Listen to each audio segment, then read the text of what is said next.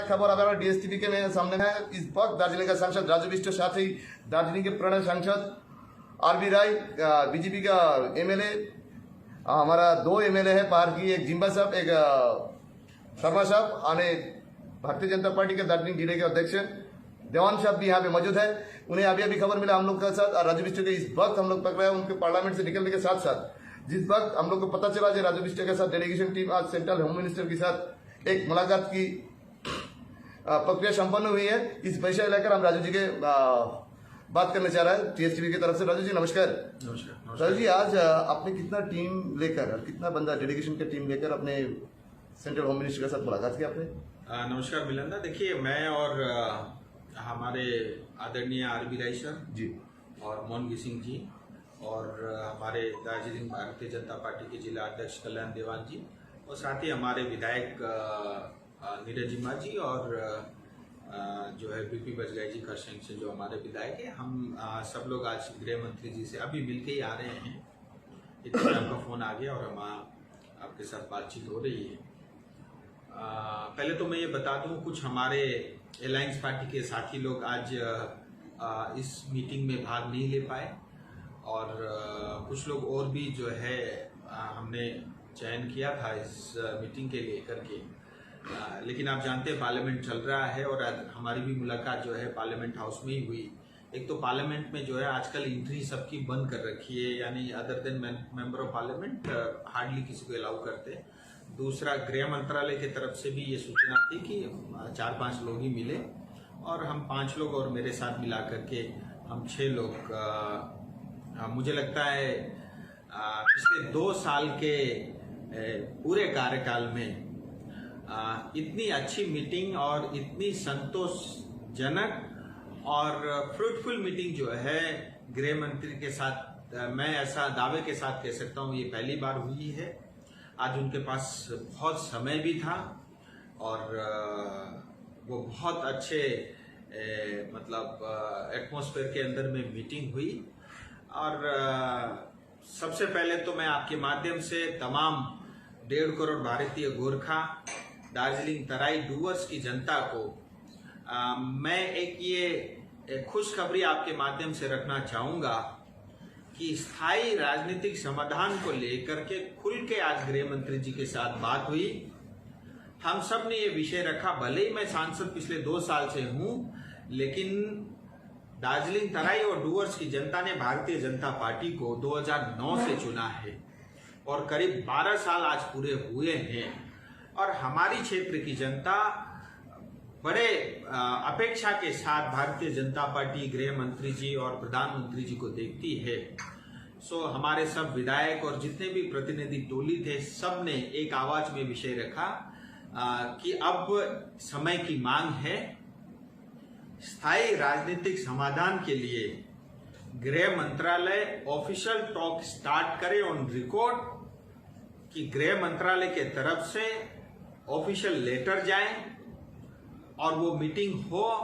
और यहाँ तक कि हमारे एक विधायक ने ये भी कहा कि हम चाहते हैं कि उसकी पीआईबी से लेकर के ये सब चीजें सार्वजनिक हो।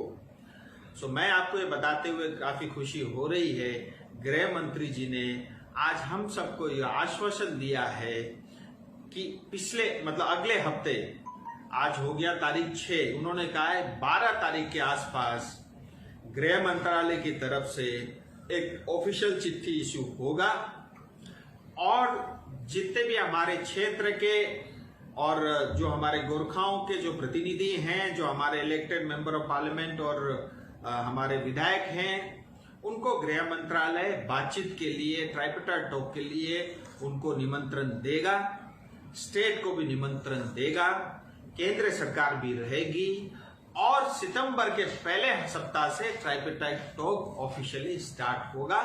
मुझे लगता है पिछले 2 साल के लगातार प्रयास से हम आज इस स्थिति तक पहुंचे हैं और गृह मंत्रालय भी मुझे लगता है मन बना के बैठा हुआ था क्योंकि गृह मंत्री जी स्वयं दार्जिलिंग इस बार के चुनाव में आए थे, उन्होंने मन से घोषणा भी किया था गोरखाओं के साथ हम खड़े हैं और गोरखाओं के साथ न्याय होगा और गोरखाओं से जुड़े हुए स्थायी राजनीतिक का समाधान भी हम करेंगे। सो मुझे लगता है आज उन्होंने बहुत बड़ी बात, ये सिर्फ मेरे कान में नहीं बोली, ऑफिशियली सबके साथ ये विषय रखा है कि आप तैयारी कर लीजिएगा। 12 तारीख के आसपास जो है गृह मंत्रालय की तरफ से पत्राचार होगा और सितंबर के पहले सप्ताह के अंदर में वार्ता शुरू हो जाएगी। सो मुझे लगता है हम सबकी आज की इस मीटिंग की बहुत बड़ी उपलब्धि थी। केंद्रीय गृह मंत्री व होम मिनिस्टर साहब ने जो अपना डेलीगेशन लेके आपने उनके साथ मुलाकात की है, उस सिलसिला में जो आपने बोला जो ट्राइपार्टाइट मीटिंग की एक रास्ता ओपन हो रहा है, वो किस लेकर PPS permanent political solution, either separate state, either union territory, क्या है, किस विषय लेकर आप आगे बात बढ़ाएंगे, ऐसे कुछ? देखिए मिलिंदा, इन सब के विषय में मैं अच्छे से बोल सकता हूँ और घंटों बोल सकता हूँ जी, लेकिन क्या है, अब विषय ये मेरा नहीं है, अब ये गृह मंत्रालय का विषय है। सो मैं चाहूंगा इसके अंदर में अब जो भी बातें होगी वो गृह मंत्रालय रखेगा। मैं फिर आपको स्पष्ट कर देता हूँ, बिंग ए गोरखा, ठीक है, एक बार भारतीय जनता पार्टी का सांसद साइड में रख दीजिएगा। बिंग ए गोरखा अगर आप मेरे से पूछेंगे, मैं यही कहूंगा कि हमारी वार्ता गोरखालैंड के लेकर के है। ये स्वाभाविक है, हर बच्चे से लेकर के बूढ़ा जो भी गोरखा होगा वो यही कहेगा गोरखालैंड, ये स्वाभाविक बात है। लेकिन मीटिंग कॉल होगी, स्थायी राजनीतिक समाधान जो गोरखाओं की समस्या है उसको लेकर के, अब गृह मंत्रालय उसको लीड करेगा, मैं भी उसका एक जो है रिप्रेजेंटेटिव रहूंगा। अपने क्षेत्र की जनता की जो अपेक्षाएं हैं वो मेरा अधिकार है, वो मेरा पहला अधिकार है, मैं गृह मंत्रालय के अंदर में वो विषय रखूंगा। और जो है मैं चाहता हूं अब इस विषय में मैं ज्यादा नीटी-ग्रिटी पे नहीं जाऊंगा, नहीं तो फिर क्या है, विषय के कई और मतलब निकालेंगे। और आज तक भी ऐसा ही हुआ है, हमारे यहाँ कुछ शुभ काम होने जाता है, उसको अड़ंगा लगाने वाले ज्यादा आते हैं, सो अल्टीमेटली होता कुछ नहीं है। हमारे क्षेत्र में, हमारे इलाके में राजनीति इतनी हावी है कि कोई राजनीतिक का समस्या का समाधान निकल ही नहीं सकता। सो मैं चाहता हूं इसको बहुत सिंपल रखेंगे, क्लीन रखेंगे, और मैं आपके माध्यम से जनता को ये आश्वासन देना चाहता हूं, और मैं आपके साथ खड़ा हूं, और आपकी अपेक्षा, आपकी आकांक्षा के हिसाब से ईमानदारी से आपका विषय रखूंगा। मैं बार बार कहता हूं, मुझे राजनीति से कुछ नहीं लेना, मुझे किसी कुर्सी या पोस्ट से मुझे कुछ नहीं लेना, और मैं राजनीति में हूं, कुछ अच्छा हो अपने क्षेत्र के लिए, अपनी जनता के करने के लिए, वही कर रहा हूं। राजू जी, बहुत अच्छी बात कहा आपने। गोरखा जनादेश का, गोरखा जनता का जो जनादेश आपको मिला था, उस आधार से आपने जो बातचीत आगे बढ़ाई, उसके लिए शायद हर जनता को शुक्रिया अदा करेंगे, वो बात की बात है। लेकिन शुक्रिया अदा नहीं, देखिए मेरा फर्ज है, मैं किसी के ऊपर एहसान एहसान नहीं जा कर रहा रहा हूँ। अभी हूँ। दार्जिलिंग पहाड़ में राजू जी जो एक हालात ही चल रहा है, जो कुछ व्यक्ति के लिए आमरण अनशन में बैठा है, उस विषय लेकर आपका कुछ कहना है? कोई पॉलिटिकल व्यक्ति हो, आप जो भी हो, बहुत कई दिनों से विषय चल रहा है, और मैं बहुत समय तक मैंने कोशिश की है कि क्योंकि कुछ भी होता है उसमें जितना ज्यादा पॉलिटिक्स हो जाता है, तो कई बार मेरा मन दुखता है, तो बहुत सारे विषयों से मैं अपने आप को बहुत अलग रखता हूँ। बट फिर भी आपने पूछा है और लाइव कैमरा में पूछा है, मेरा फर्ज है आपको बताना। देखिए, मतलब डेमोक्रेसी के अंदर कोई भी व्यक्ति अपने स्वेच्छा से, अपनी प्रेरणा से, अपने अधिकार के लिए, अपने हक के लिए, अपने समाज के लिए, अपने राष्ट्र के लिए कुछ करना चाहे, वो स्वतंत्र है। सो किसी ने मेरे से परमिशन लेने की आवश्यकता नहीं है, और मुझे किसी को परमिशन देने की भी आवश्यकता नहीं है। और आपकी भी अगर कल कोई इच्छा होती है तो वो अपनी इच्छा इस स्वतंत्र भारत के अंदर में आप अपनी इच्छा को प्रकट कर सकते हो। ये राइट आपके पास भी है, मेरे पास भी, ऐसे किसी तीसरे चौथे हर एक के पास है, और ये हक और अधिकार हम गोरखाओं के पास भी है। सो मुझे उस विषय में कुछ नहीं कहना, हर एक व्यक्ति अपने हिसाब से, अपनी बुद्धि से जो उसको ठीक लगता है वो कर सकता है।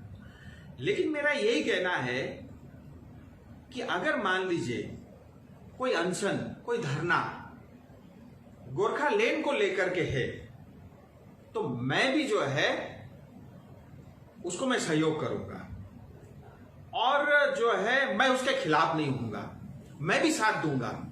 और मैं ये तक भी कहता हूं कि आने वाले समय में अगर कभी ऐसी आवश्यकता लगी कि अलग राज्य को लेकर के या गोरखालैंड को लेकर के धरना देने की ही आवश्यकता पड़ती है, तो मैं दूंगा सबसे पहले। और ये धरना मैं दार्जिलिंग में क्यों दूंगा? मैं दूंगा तो जंतर मंतर में दूंगा, क्योंकि इसका समाधान दिल्ली से होना है। मैं दार्जिलिंग के किसी कोने में जाकर के जंगल में बैठ जाऊं या मैं अपने पार्टी ऑफिस में बैठ जाऊं या मैं अपने घर में बैठ जाऊं, उसका समाधान नहीं होगा। सो मेरा ये कहना है, देखिए आज तक हमने धरने बहुत दिए, अनशन बहुत किए, आंदोलन बहुत किए, बहुत लड़ाई झगड़ा भी हुआ, अल्टीमेटली निकला क्या? सो पिछले 100 साल से हमारी प्रैक्टिस यही तो रही है। अल्टीमेटली जो है हम समाधान की तरफ नहीं जाते, हम एन केन कुछ न कुछ करके जो है हम जनता के ऊपर में और समस्या पैदा कर देते हैं।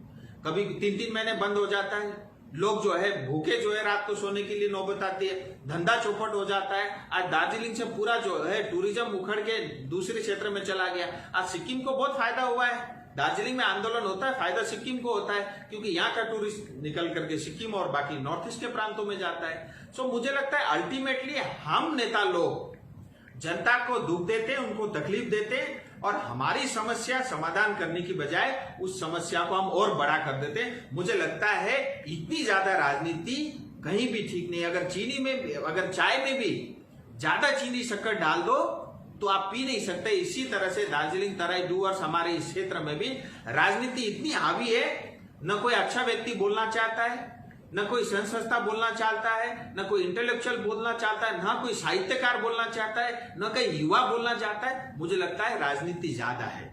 मैं ये मानता हूं कि ऐसे विषय के अंदर में कोई राजनीति नहीं होनी चाहिए। अगर कोई व्यक्ति स्व इच्छा से, अपनी इच्छा से अनशन करना चाहे और जो है भूख हड़ताल करना चाहे, आमरण अनशन करना चाहे, ये उसकी अच्छा है और ये प्रशासन को देखना है, उसमें मेरी कोई भूमिका नहीं। देखिए, जो अभी आमरण अनशन चल रहा है शर्मा जी का, आपको विषय लेकर, आपको रेजिग्नेशन लेकर, जो आपने इस बारे में क्लैरिफिकेशन दे चुका है और कहना है कुछ आपकी इस बात पर? देखिए, मेरा ऐसा मानना है डेमोक्रेसी के अंदर में, स्वतंत्र भारत के अंदर में हर एक व्यक्ति को अपने इच्छा से अपनी बात और अपनी चीजें करने का पूरा अधिकार है। न तो किसी को मैं रोक सकता हूं, न किसी ने मेरे से परमिशन लेने की आवश्यकता है। ये हम सबका अधिकार है, हम गोरखाओं को भी ये अधिकार है, मुझे उसमें कोई टिप्पणी नहीं करनी। लेकिन 2-3 चीजें मैं जरूर इसके ऊपर मैं कहना चाहूंगा। देखिए, मान लीजिए, एक तो अगर ये धरना गोरखालैंड को लेकर के होगा, मेरी भी सहभागिता होगी, मैं स्वयं भी जाऊंगा, मैं स्वयं भी बैठूंगा, लेकिन मुझे लगता है ये धरना जो है गोरखालैंड को लेकर के नहीं है। दूसरा विषय, मान लीजिए कल को अगर आवश्यकता पड़ी, आज तो केंद्र सरकार के दरवाजे भी खुले हैं, केंद्र सरकार बार बार बोल रही है कि हम गोरखाओं के साथ हैं, हम उनका समाधान करेंगे। और ऐसा नहीं कि भारतीय जनता पार्टी ने सिर्फ वचन दिया और किया कुछ नहीं।